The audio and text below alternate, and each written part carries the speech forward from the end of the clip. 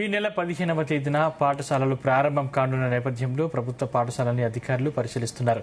సికింద్రాబాద్ డివిజన్లోని పలు పాఠశాలల్ని deputy EO Vishnuvardhan Reddy తనిఖీలు చేశారు. ప్రభుత్వ పాఠశాలల్లో విద్యార్థులకు సకల సౌకర్యాలు సదుపాయాలు కల్పిస్తున్నామని తెలిపారు.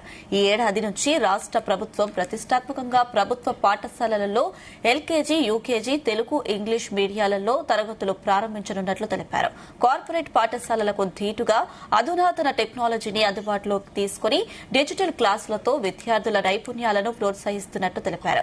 ప్రైవేటు పాఠశాలలకు ధీటుగా ప్రభుత్వ పాఠశాలలు ఈ సంవత్సరం పోటీల్లో నిలుస్తాయని ధీమా వ్యక్తం చేశారు.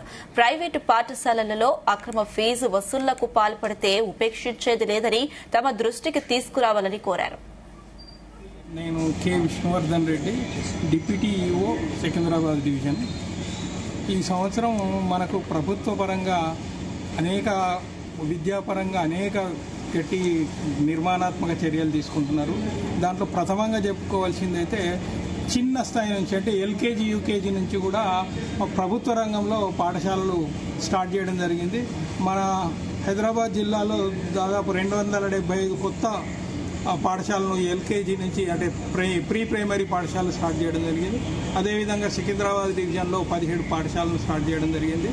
తర్వాత ప్రభుత్వం విద్య కోసం చాలా ప్రత్యేకమైన చర్యలు తీసుకొని ప్రభుత్వ పాఠశాలన్నింటిలో కూడా అన్ని రకాల వసతులను ప్రవేశపెట్టడము, తర్వాత మిడ్ డే మీల్స్తో పాటు ఈ సంవత్సరం కొత్తగా బ్రేక్ఫాస్ట్ స్కీమ్ను కూడా ప్రవేశపెట్టడం జరిగింది. దాంట్లో భాగంగా అదే కాకుండా పిల్లలకు పౌష్టికాహారం ఉండాలని చెప్పి రాగి జావను, తర్వాత ఎగ్స్తో పాటు పాలను కూడా సరఫరా చేయడం జరుగుతుంది ఈ సంవత్సరం నుంచి. తర్వాత మన దగ్గర ఉన్న ప్రతి పాఠశాలలో డిజిటల్ ఎడ్యుకేషన్ కూడా ప్రాధాన్యత ఇస్తూ ప్రతి పాఠశాలలో హయ్యర్ ఎడ్యుకేషన్లో వివిధ ఎన్జిఓలతో టైఅప్ ఫ్లాట్ ప్యానల్